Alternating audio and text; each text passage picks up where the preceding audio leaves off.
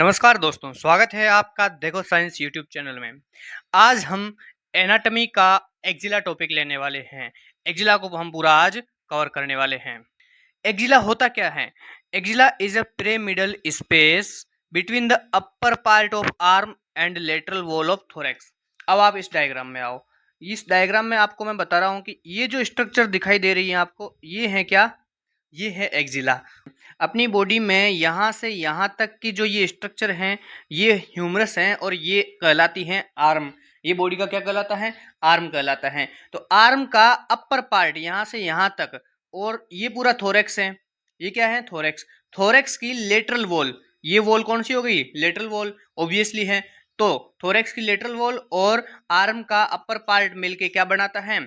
Axilla बनाता है। तो इसकी डेफिनेशन में ये लिख रखा है कि ये पिरामिडल स्पेस है, इसके नीचे यहाँ बेस होता है, इसके ऊपर अपेक्स है और 4 वॉल होती हैं अलग अलग। वो आगे अब मैं आप बाउंड्रीज में आपको बताऊंगा। ठीक है, तो इतना याद रखना है सबसे पहले कि ये पिरामिडल स्पेस होता है।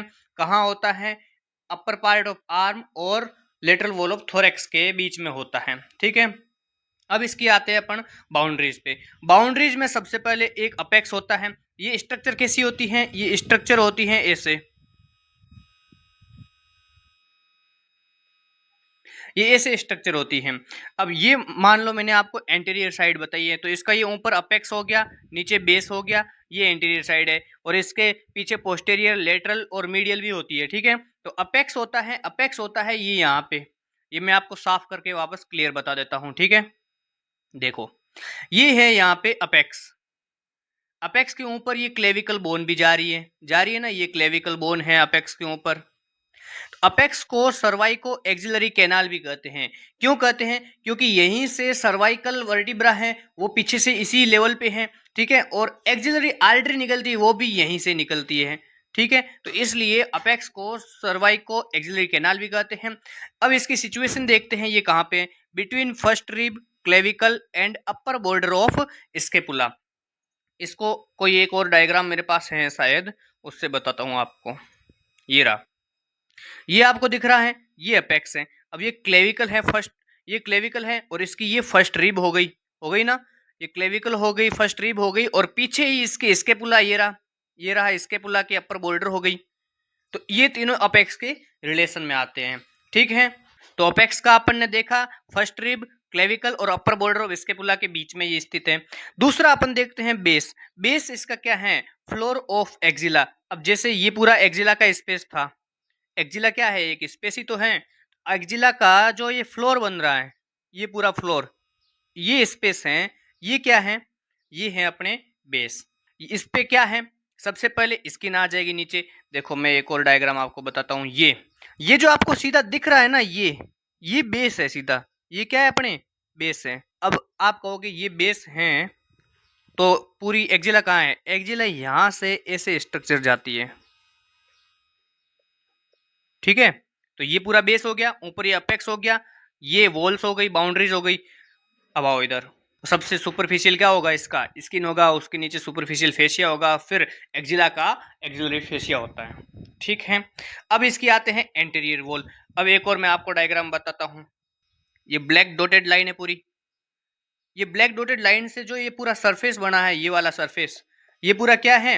ये पूरा एंटीरियर वॉल है जो आगे दिख रहा है। ये अपने आर्म पिट में जो आगे का सरफेस ये दिखता है, ये क्या होता है?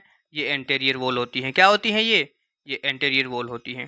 ठीक है, तो इस एंटीरियर वॉल में क्या क्या कंटेंट हैं, कैसे कैसे हैं, वो सारा आपको बताता हूँ। तो एंटीरियर वॉल में अपन देखते हैं पेक्टोरलिस मेजर मसल होती है। यहाँ पे आपको अभी मसल के नाम याद रखने हैं।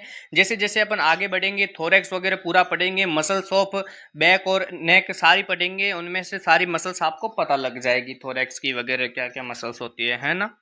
तो इसमें एक पेक्टोरलिस मेजर मसल होती है एंटीरियर वॉल पे, पेक्टोरलिस माइनर होती है, और क्लेवी पेक्टोरल फेसिया होता है। क्लेवी पेक्टोरल का मतलब क्या हुआ? ये पेक्टोरलिस मेजर मसल के पास और क्लेविकल के नीचे होता है। तो क्लेवी पेक्टोरल वहां पर एक फेसिया हो गया। दो मसल हैं, पेक्टोरलिस मेजर और माइनर। तो ये एंटीरियर वॉल पे याद रखनी, ये एंटीरियर वॉल है पूरी आपके, है ना, आगे की ओर। तो इस पे ये तीन मसल्स, दो मसल्स और एक फेसिया होता है। ऐसे ही पोस्टेरियर वॉल, जैसे ये एंटीरियर वॉल है, इसके ही पीछे क्या होता है? पोस्टीरियर वॉल होता है, जहां पर स्केपुला होता है और स्केपुला से एक मसल निकलती है जिसको क्या बोलते हैं, सब स्केपुलरिस ऊपर की ओर होती हैं, और टेरिस मेजर और लेटिसिमस डोर्साई नीचे की ओर होती हैं। तो यहाँ पर भी 3 मसल का अटैचमेंट अपन को याद रहना चाहिए। अब मीडियल वॉल आ जाओ। मीडियल वॉल कहाँ होगी? ये आपको पार्ट दिख रहा है, ये पार्ट, मैं कलर चेंज कर लेता हूँ, ये आपको पार्ट दिख रहा है, ये पार्ट है इसकी medial wall. Medial wall obviously medial side में है, तो वहां पर एक मसल होती है सेरेटस एंटेरियर मसल, जो रिब्स के ऊपर होती है। मसल किसके ऊपर होती है? रिब्स के ऊपर। तो यहाँ पर अपन को एक मसल का अटैचमेंट पता होना चाहिए। मीडियल वॉल पे क्या है? Serratus anterior. अब आते हैं अपन लेटरल वॉल पे। लेटरल वॉल कहाँ होगी? ये जो साइड में वॉल दिख रही है ये है लेटरल वॉल। ये जो एरिया है ये लेटरल वॉल का है। इसमें क्या क्या आते हैं? इसमें तो पहली बात यहाँ पर ह्यूमरस है। ये कौन सी बोन है? ह्यूमरस है। ह्यूमरस की यहाँ पर इंटरट्यूबरकुलर ग्रूव आती है। किसकी? ह्यूमरस की इंटरट्यूबरकुलर ग्रूव होती है। जैसे मैं आपको डायग्राम से बता देता हूँ, ये है अपने क्या है? ह्यूमरस। ठीक है, ह्यूमरस पे यहाँ पे क्या होती है? एक ग्रूव होती है। तो ये इंटरट्यूबरकुलर ग्रूव कहाँ पर आ गई? ये इस लेटरल वॉल की ओर आ गई। एंड कोरेकोब्रेकियलिस मसल आ गई यहाँ पे। तो ये जो आपको मैंने बताए हैं, ये सारे जो आपकी बाउंड्रीज बताई हैं, बहुत ही आसान बाउंड्रीज हैं। आप 1-2 बार याद करने की कोशिश करेंगे तो आपको याद हो जाएगी। ठीक है, लेकिन क्या है कि एनाटॉमी में मेन बात क्या होती है कि आपको डायग्राम से समझते हुए बार बार रटना होता है, बार बार याद करना होता है, तभी आपको याद रह जाती है। लेकिन आपके जस्ट अभी एग्जाम है, तो आप डायग्राम से जितना ज़्यादा हो सके उतना समझें, और थोड़े 1-2 दिन बाद वापस उसको रिवाइज कर लें, तो आपको ये याद हो जाएंगे।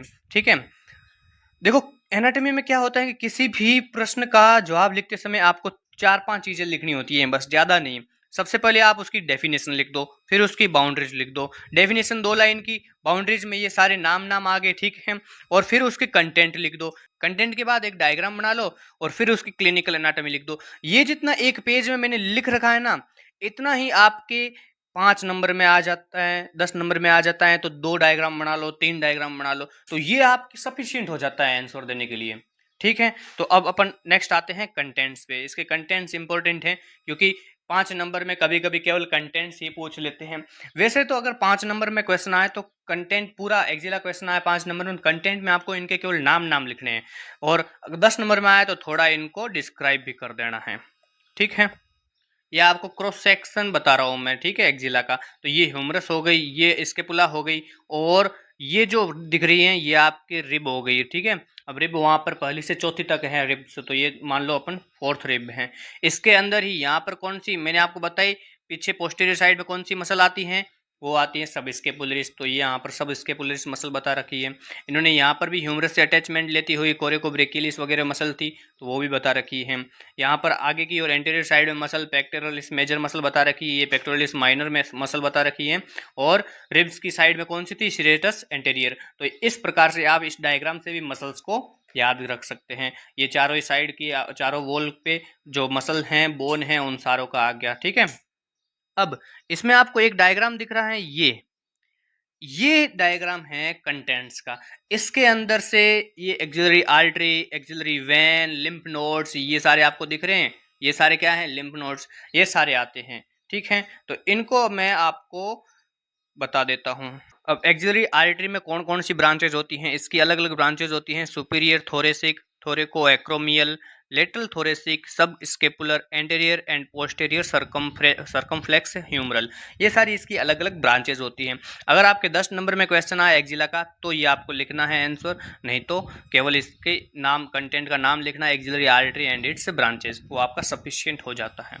ठीक है, दूसरी आती है axillary vein and it's tributaries. Tributaries क्या होती हैं? जैसे आर्टरी में ब्रांचेस लिखते हैं, तो वेन में अपन ट्रिब्यूटरीज लिख लेते हैं। ये अकम्पनी आर्टरी, जो एक्सिलरी आर्टरी हैं, उसके साथ साथ चलती हैं। क्या रिसीव करती हैं ये? Cephalic vein, basilic vein and veins of the bowls. वहीं पर पास में इसके सिफेलिक वेन, बेसिलिक वेन से ये ट्रिब्यूटरीज रिसीव करती हैं। अब इसका इंपॉर्टेंट कंटेंट आता है ब्रेकियल प्लेक्सस। ये टॉपिक बहुत इंपॉर्टेंट है, 5 नंबर में आ जाता है। मैं आपको नेक्स्ट जब भी टॉपिक आएंगे, इसकी बारी आएगी, तब पूरा आपको समझाऊंगा। ब्रेकियल प्लेक्सस में कॉर्ड्स और इसकी ब्रांचेज आ जाती हैं, जिसमें लेटरल, पोस्टीरियर और मिडिल कॉर्ड्स आती हैं। उसकी अलग अलग वेरियस ब्रांचेज आती हैं। फिर आता है लिम्फेटिक्स। लिम्फेटिक्स विभिन्न प्रकार के अलग अलग होते हैं इसमें, जिसमें पेक्टोरल लिम्फेटिक्स हो गया, सब स्केपुलर लिम्फेटिक्स हो गया, ह्यूमरल, सेंट्रल, एपिकल, अलग अलग जगह पे होते हैं, और लिम्फेटिक वेसल्स भी इसमें होती हैं। फिर फैट और एरुलर टिश्यू, ये तो आपको कॉमन सेंस की बात है, ये तो आप लिख सकते हैं। अगर आप आंसर को थोड़ा और बड़ा लिखना चाहते हैं, अगर आपके पास सफिशिएंट टाइम है, तो आप एक्सिलरी आर्टरी है उसके अलग अलग पार्ट भी लिख सकते हैं। वैसे एक्सिलरी आर्टरी का अलग से क्वेश्चन आता है, ये खुद में 5 नंबर का क्वेश्चन आता है, लेकिन आप थोड़ा सा इसमें लिख सकते हैं। ये डिवाइडेड बाय किसके द्वारा होती है? पेक्टोरलिस माइनर के द्वारा डिवाइड होती है। इसका first part, second part, third part, medial, deep और लेटरल, ये सारे इसके पार्ट होते हैं। ठीक है, और फिर आप इसका एक अच्छा सा सुंदर सा डायग्राम बना लो, और उसके बाद इसकी क्लिनिकल एनाटॉमी लिख दो। क्लिनिकल एनाटॉमी में मैंने आपको 5 पॉइंट बताए हैं। आपको एग्जाम में 5 पॉइंट इतने सारे लिखने नहीं होते, वहां पर आप मिनिमम 2 पॉइंट लिख सकते हैं। ठीक है, 2 पॉइंट में क्लिनिकल हो जाती है अपनी। पहला लिख रखा है एक्सिलरी लिम्फ नोड से एनलार्जमेंट हो जाती है। वो अपन ने स्ट्रक्चर में देखा है कि यहाँ पे बहुत सारी लिम्फ नोड्स होती हैं। क्या होती है? लिम्फ नोड्स एपिकल पे, बेस पे अलग अलग होती हैं। अगर उनका एनलार्जमेंट हो जाए, कार्सिनोमा हो जाए, तो क्या होता है? कैंसर हो जाता है। क्या हो जाता है? कैंसर हो जाता है, इन्फेक्शन हो जाता है और कार्सिनोमा इन ब्रेस्ट हो जाता है। दूसरा आता है एक्सिलरी आर्टरी इंजरी। अगर अपने एक्सिलरी आर्टरी में इंजरी हो जाए या कोई फ्रैक्चर हो जाए, तो सर्जिकल नेक ऑफ ह्यूमरस और during axillary surgeries leads to hemorrhage. Hemorrhage क्या होता है? Loss of blood. तो अगर एक्सिलरी आर्टरी में ऑब्वियसली इंजरी होगी तो बहुत सारा ब्लड लॉस होगा, और ब्लड लॉस के कारण इतना सारा ब्लड लॉस हो जाता है जिससे डेथ भी हो सकती है। तीसरा आता है एक्सिलरी वेन की इंजरी हो जाए। ये कैसे होता है? फ्रैक्चर हो जाए कहाँ पे? ह्यूमरस की सर्जिकल नेक में, या फिर डिसलोकेशन हो जाए शोल्डर का, तो एक्सिलरी वेन में इंजरी भी हो सकती है। फिर आता है ब्रेकियल प्लेक्सस में इंजरी हो जाए। ब्रेकियल प्लेक्सस क्या है? बहुत सारी नर्व्स का ग्रुप है। आगे आता है एक्सिलरी एब्सेस में point through the quadrangular space into the shoulder region. तो ये भी अलग अलग क्लिनिकल्स में आ जाते हैं। इसमें से केवल आप 2 भी लिख लेंगे तो आपका आंसर सफिशिएंट हो जाएगा। ठीक है, तो अपना ये टॉपिक यहाँ पे एंड होता है। आपको मैंने क्या बताया? डेफिनेशन, बाउंड्री, कंटेंट्स और डायग्राम, उसके साथ साथ क्लिनिकल एनाटॉमी बता दी है। केवल आप इतना लिख देते हैं और 2 डायग्राम बना लेते हैं, तो आपका 5 नंबर का क्वेश्चन सफिशिएंट हो जाता है। और यूनिवर्सिटी में एक्जिला को 5 नंबर में मैक्सिमम पूछते हैं, 10 में पूछते हैं। तो आप कंटेंट को और बाउंड्रीज को थोड़ा बढ़ा के लिख दें, 2-3 डायग्राम लिखते हैं, तो आपका ये भी 10 नंबर का भी आंसर एंड हो जाता है। तो बने रहिए हमारे इस चैनल पर। धन्यवाद।